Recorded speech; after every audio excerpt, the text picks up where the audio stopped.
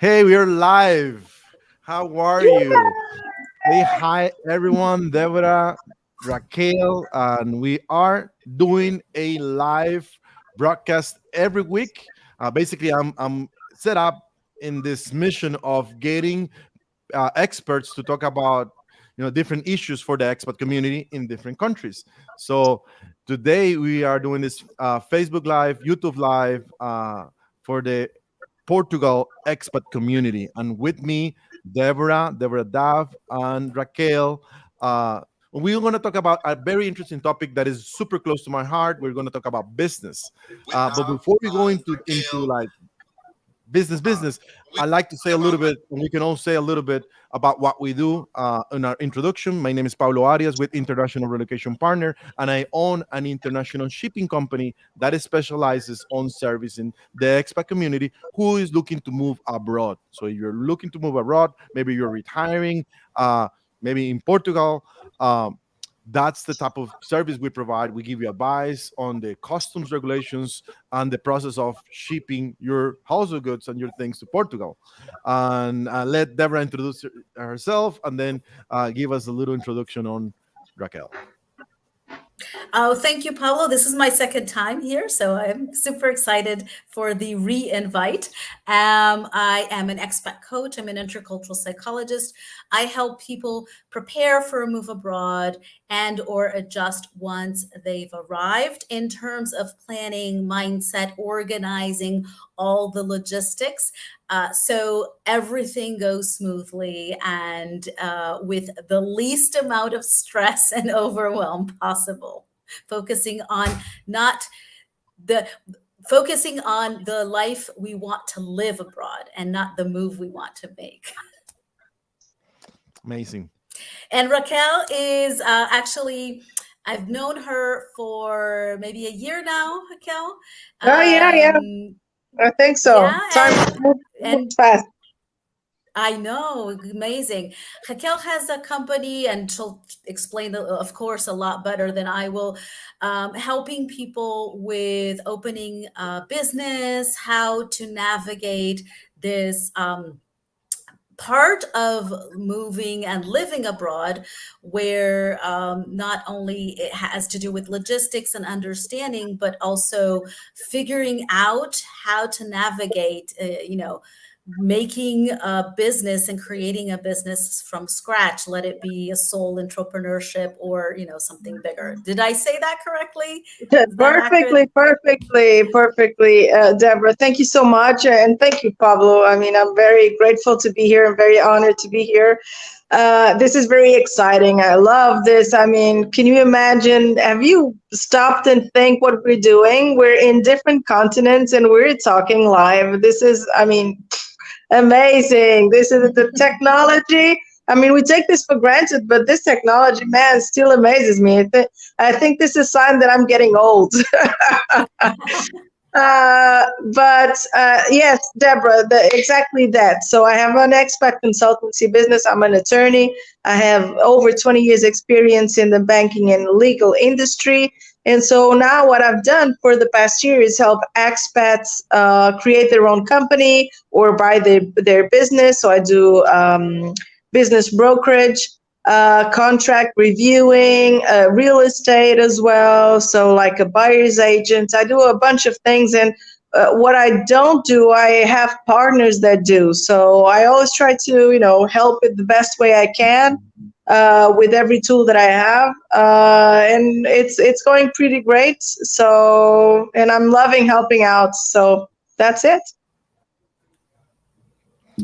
Wow, that's amazing. And doing business is hard. I mean, I just have to say, I've been in business for like 14 years now, and there's nothing easy about doing business. There's nothing easy about doing business in my local community here in Costa Rica or in Panama. Remember, I used to live in the States. I also started a small little business in the States, and it didn't go well. So many years ago. So it's not my first rodeo. It's not my first time in business, right? And in different countries. And I have to just guess, there is some challenges out there. And I want to ask you this, Raquel, what are the most difficult challenges and risks that somebody, a newcomer, somebody that is new to Portugal, or maybe you have a little bit of about experience, maybe you are a business person, but maybe you're not thinking about some of these risks that are particular to Portugal. Can you share? Yes, Pablo. I mean, that's a great point. There are similarities when you create a company like in the United States and, of course, in the European community, because the law has a lot of commonalities between all the countries here in Europe. But having said that, I think the one of the great risks is not being aware of the local rules, specificities, and also the fact that a lot of times people don't know the correct professional. I mean, you're just getting here. You don't know a ton of people, and I always say that surround yourselves with the best professionals, because if you do, then everything looks very easy. Everything looks like a breeze, even when it's not. And by reverse, by contrast, when you do not have the right people, it can cost you a lot of money. It can cost you a lot of time. It can be a hassle. So the most important thing I would say is surround yourself with the best professionals, with people that you know, or people that have been referred by other people, that have expertise in certain things. Because what happens is, a lot of times you don't know how the tax work here, how the commercial registry works here, what type of activities you have.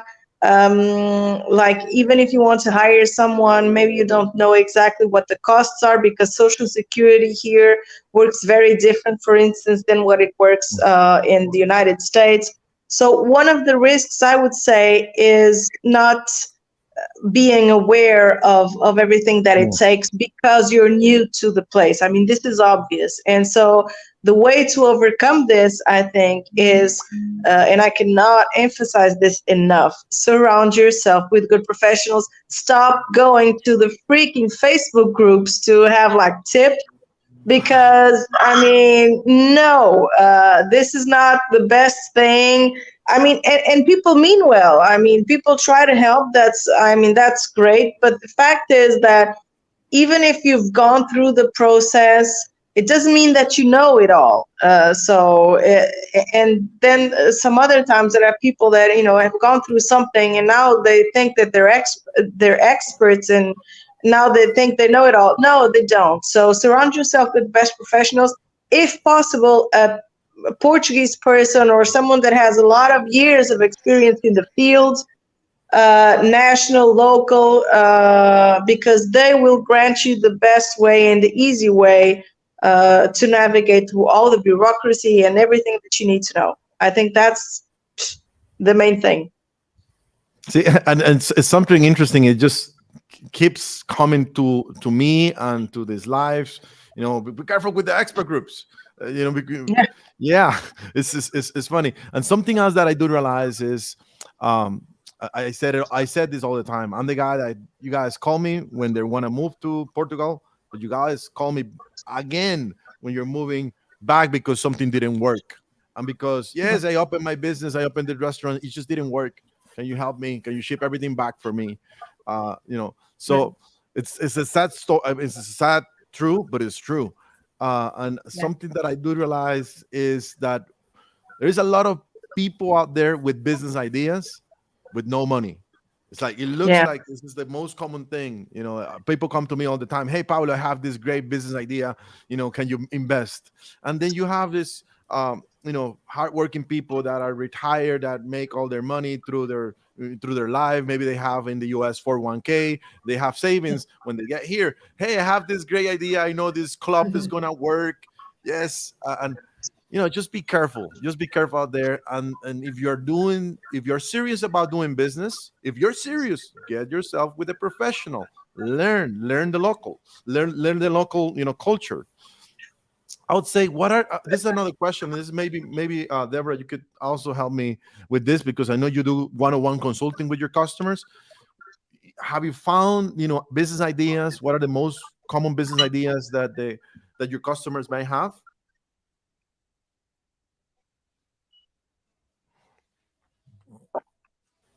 Wow, I think she froze. Yeah. Oh, I Good. wasn't sure what is happening. Okay, I'm back. Okay. Yeah. Yeah, and when Raquel was talking, something that came to my mind is you were talking about surrounding yourself with the best professionals, right? The Yeah. and the secret sauce to that, I think, is really understanding what best is. Because when we Hmm. come from one culture, best might be one attribute. And in another cultural, best is a different thing. So sometimes we hire people, they are their best, but it's not aligned with what we want and our expectations. So whenever my clients are like, oh, I want to, regardless, opening a business or, renovating or hiring some people, what I suggest is to not only talk to people and do your due diligence, but also ask to talk to previous clients. Because then when you talk to previous clients, the person the business provider might be super honest, super competent, but have a different pace or not be specifically designed for that task. And it's not that the person is not trustworthy. It just that there was a Yeah. misalignment in expectations. Because the the worst thing of all is when we assume, Hmm. and we assume all the time. And when we're coming from different cultures, we're assuming using our own assumptions, what we think is correct. Like one thing that we were talking about, I get this all the time. Like, oh, I send emails to people. This is specifically in Portugal. I send emails to people, no one answers back. And da-da. It's like, guys, don't do emails. You got to pick up the phone and talk. It's a different, we talked about this last time. Remember, Paulo? You got to pick up the phone and talk. So it's not that the person is incompetent. It's not that the person is not honest. It's just you as a business prospector need to understand how business is done in the new country. And just sending emails and expecting an answer 24 hours later might not be that way.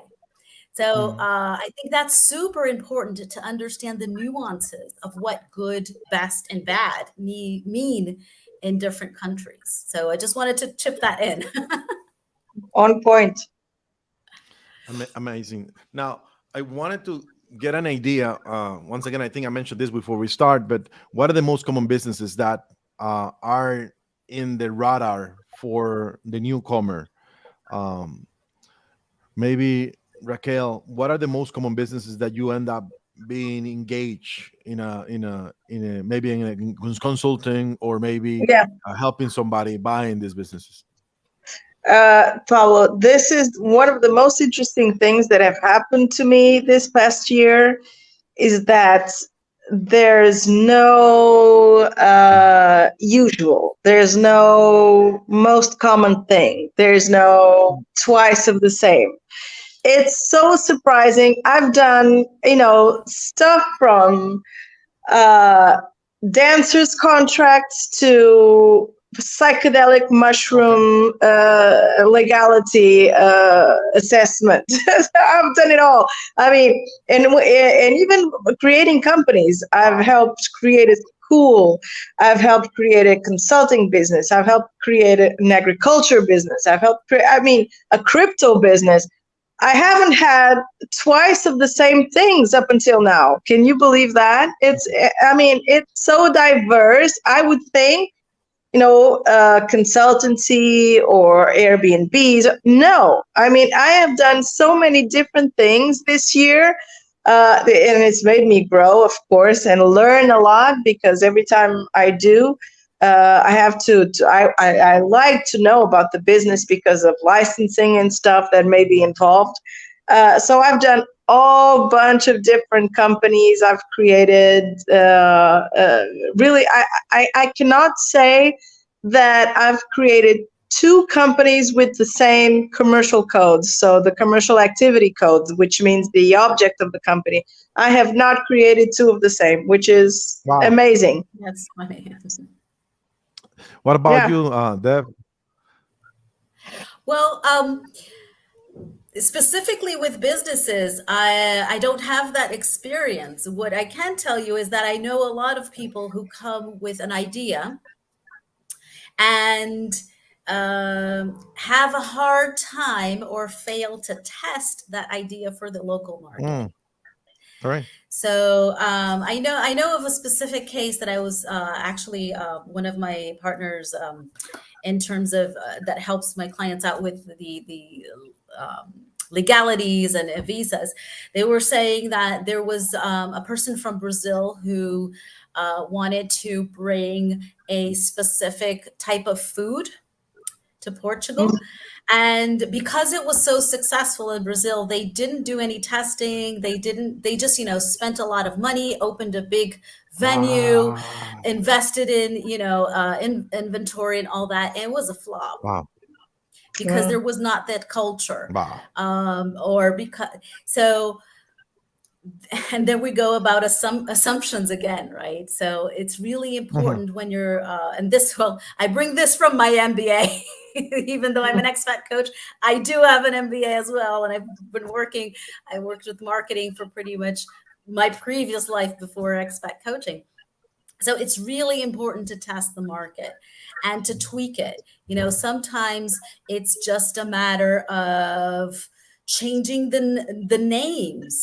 This is specifically important in terms of language use. You want to be able to communicate your product in a way that your target market will understand. If your target market is locals, well, then the locals need to understand.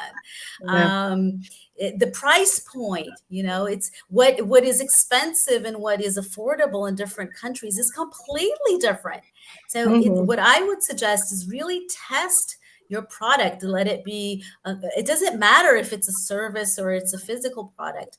Before investing big bucks, really make sure that not only the idea is resonates, but also the tweakings, because sometimes the idea is good, but the pricing is a little bit off, or the package. So really test everything if you want. And this is true even for services. Like, let's say let's give an example. I don't know, like astrology. So someone who does astrology charts.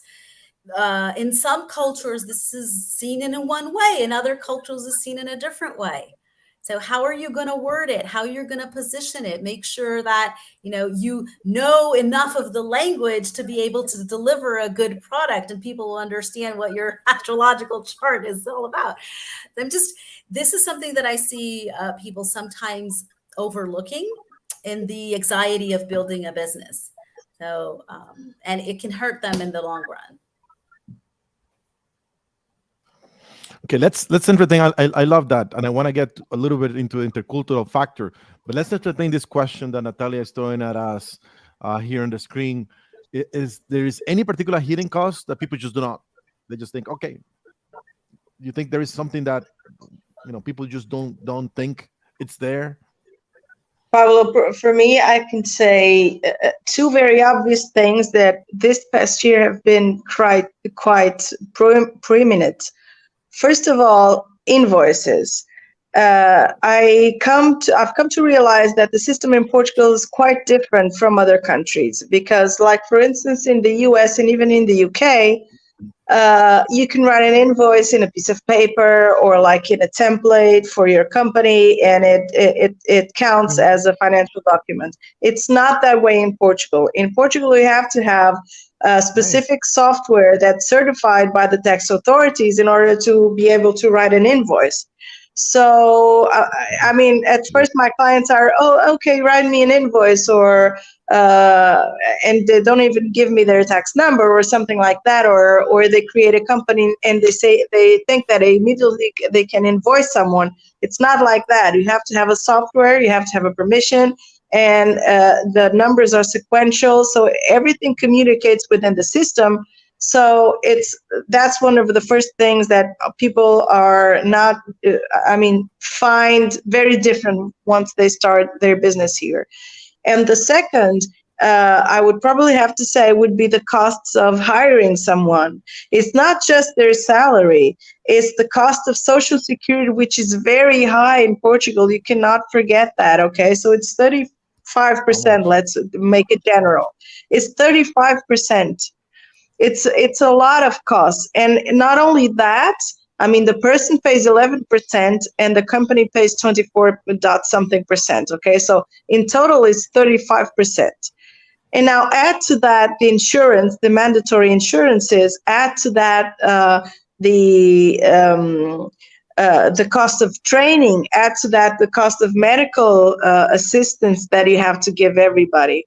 Uh, it costs a lot to hire Yeah. someone in Portugal, and I think that sometimes people have the idea that I'm going to pay that person 1,500, and then the bill monthly is like 2,000, and Yeah. people are not ready for that.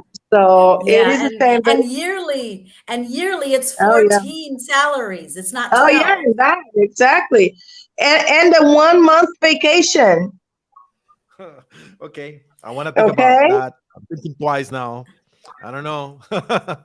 Like I should hire Yeah. somebody for the operations in Portugal. Just gonna wait. Yeah.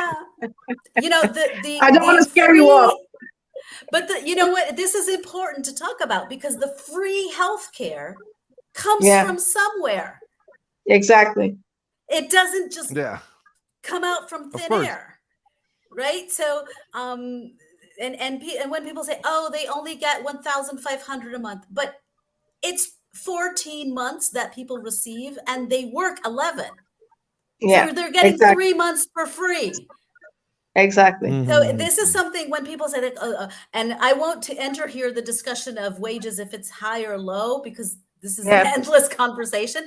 But this is something that people forget about. That when you're working for a company or when you're hiring people, you are paying. If you're hiring, in this case, we're talking about business owners. You're paying for 14 months, and you're getting Mhm. 11 months of work. Yeah. So So, how does the math work? And that's when there are a whole lot of discussions about productivity and all that. So this is something for sure to be aware before hiring people. I totally agree with Raquel. Totally agree. I mean, and then you have, I mean, there is different levels of complexity. I know people that our customers retire or maybe semi-retire or the digital nomad, right? I know people that they never ever in their life open a business. They don't they ever they never done any of this, but they're now moving to Portugal or Spain or Costa Rica, thinking I going to open a business. So that's from the very basics. It's a complex. It's a big ask. I'm telling you, Mm. I failed 3 businesses before my business is now successful. And after 14 years of doing my business, so this is Yeah. complex. It's not for everyone. But No. once again, the expat, the newcomer is usually the outlier, go getter.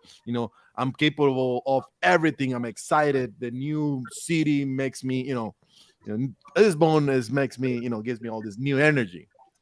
But on top of that, we are talking about these additional laws, regulations, how things work. That you're serious about doing this. Once again, you talk to a professional. Surround yourself with people that is going to give you advice.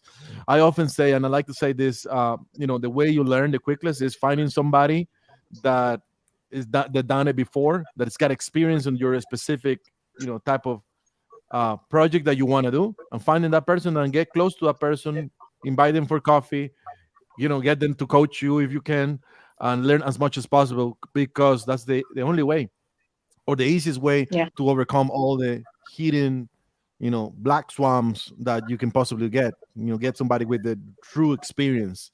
uh, Mhm. I want to kind of touch a little bit on with you, Deborah, with the intercultural factor. And then you already started talking about this, but you as a coach, intercultural expert coach, and also a marketing person, I think you have, and you are talking about it a little bit, but just talk about it a little bit more. Um, what could be the biggest issue with the intercultural part? What could be like the Mhm. biggest thing? my big guess is you're gonna get with this product into a new market, and the new market just hate it. I mean, it's like I hate whatever you're selling. That's Yeah. just my guess. Yeah, I think this is a quite complex answer, but on many levels, like you have intercultural factors with your audience, with your potential customers, which was what I described. But then you have intercultural factors with suppliers and Mm, employees, right? So the whole way, and this has to do also with expectations and assumptions, like how people react. And we talked about this during our last call, so I don't want to repeat myself. But some cultures are more transactional, other cultures are more relational.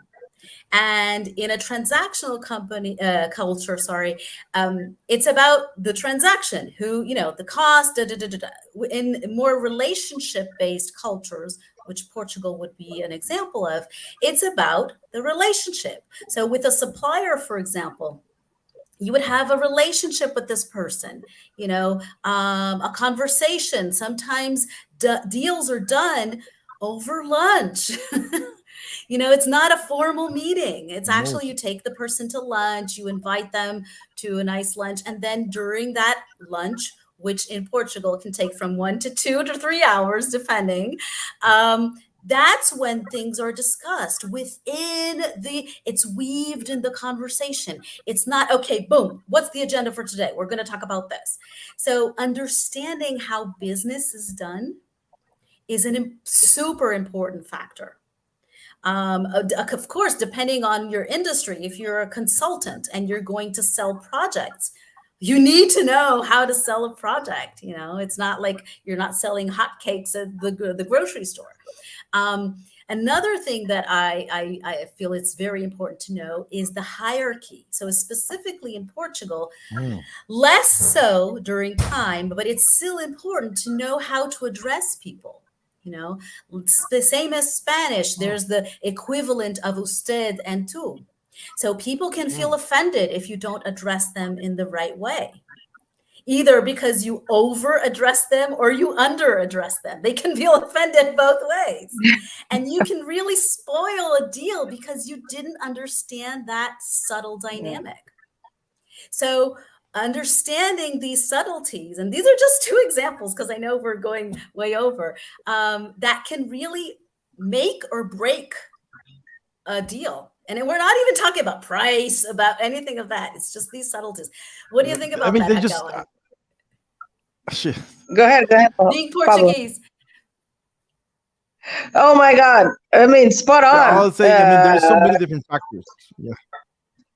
I was listening to you and I was thinking about price. Portuguese do not like to discuss price or further services. I mean, it's like shameful to It's a ask for taboo. money. What do you It's mean? a taboo, That's Portuguese. and That's Portuguese. I, Yeah. really, Pablo. I mean, and I suffer from that. I'm Portuguese. I have to. I mean, I cannot get away from my heritage. I suffer whenever, and I have like Deborah, Heather from Boots on the Ground, and she's referred to me clients, and she's the one that makes my price because I'm like, oh, just a phone call, I'll give them the answer, and she says, About the no, you have to. relationship. Yeah. Yep. She says, no, you have to charge for your money. Your time is important. You have, and I'm like, oh, okay, Yeah. but I want you to, and she ends up because Yeah. for me, it's still like, and I know I know I have a lot of know-how. I know I have, it's a baggage of knowledge from a lot of years. And of course, for me, things are very simple, but they're not simple per se. They're simple for me because of my experience in everything that I know. But I still have a hard time, like, tagging, putting a price tag on my services. And so a lot of times it's my like American pals or whatever that help me in this regard and say, no, no, no, no, no, no. You'll charge at least this. Yeah. You have to charge that. So, Yeah. guilty. Yeah, and sometimes the person from the outside, like let's say an example, someone from the States or from other cultures, they see that as flakiness, and it's Yeah. not. It's just a Yeah. cultural thing where money uh, is is not spoken about. It's kind of hush hush. You don't speak explicitly about that. You know, people Yeah. Mm, don't talk about how much they make. That's not a thing in Portugal. So No, not knowing at all. these mm. nuances, and when you're addressing people, and this has to do again with assumptions. If you come from assuming that someone who is, not wanting to talk about their price being flaky or dishonest, you might be assuming completely wrong. The person is actually struggling to come out of their Mm. shell and Yeah. value themselves. So it can be this Pablo is topic for a whole, Yeah. something It's long I mean, it's just conversation. crazy. It's crazy. We have so many different things, different cultures. I want to give examples, but we don't have much time. But I want to get to our last question, and I want each of us, just give us, what is the most valuable skill for doing business in Portugal. I'm super new to Portugal, so I'm not gonna talk about Portugal, but I would say, the most important skill that somebody that it's in business has is that you have to be able to commit and be consistent. You have to be able to, if you're doing something, you have to realize that you have to start and be consistent, because you're gonna make mistakes, and then you're gonna lose money. You're gonna hire somebody, and that person is not gonna work. You're gonna hire a marketing company, and that company is not gonna work. You're gonna find the nice place you think or you thought it was gonna be your office or your restaurant, and that place may not work.